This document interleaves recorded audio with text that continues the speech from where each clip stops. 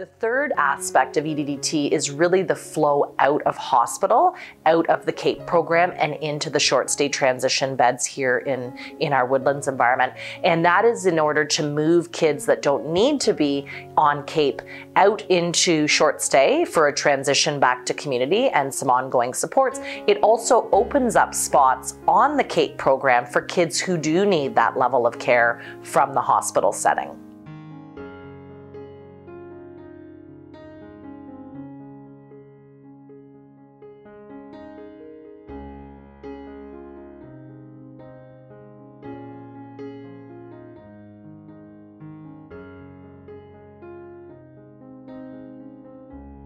The short stay program is a voluntary program, so the kids have to want to be here.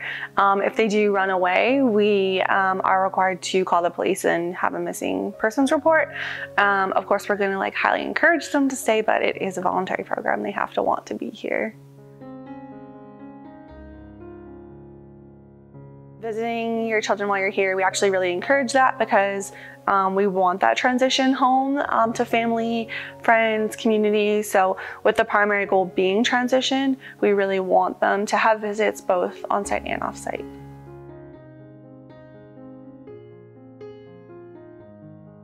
The short stay program is a treatment program. However, it's not an intensive treatment program like some of the live-in residential programs. The focus for the short stay program really is on the transition to home and community. So we really want you to utilize community supports, and if you don't have those, then that's what we're going to assist you in getting so that you can utilize those in the community.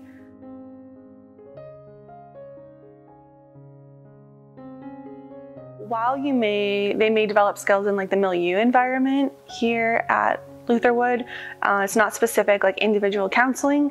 They will learn skills, but again, we are really trying to refer them to that community counselor, so we're not replacing that community support. We do a lot of education, parent support, some skill building, things like that. But that intensive individual counseling is not something that they receive in-house, but that we support them to get in the community.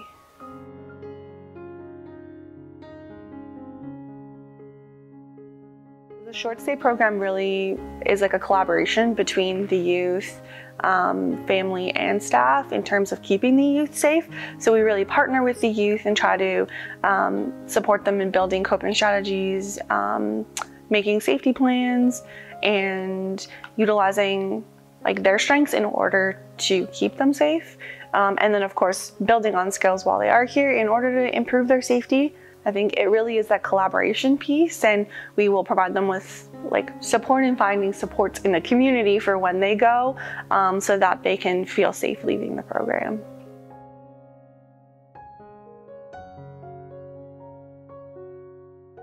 So when they get up in the morning, they can have breakfast, get ready. School begins around 9 here on site, but we would make arrangements for them to attend their community school if that's where they're at in the point of transition. And then during school here, there's a variety of treatment groups. They'd be working on their schoolwork from their home school. If they don't have any school from their home school, then we would ensure that they're either focusing on some similar academics, that they're staying on top of things, or else focusing on learning some different DBT skills and things like that. They would be in school for lunch, then after school they do have some quiet time in their rooms, and then they also have a wide variety of activities in the evenings, whether that be groups or going on outings. They have dinner here, and then they'll settle down in the evening to have some quiet time and settle time before bed.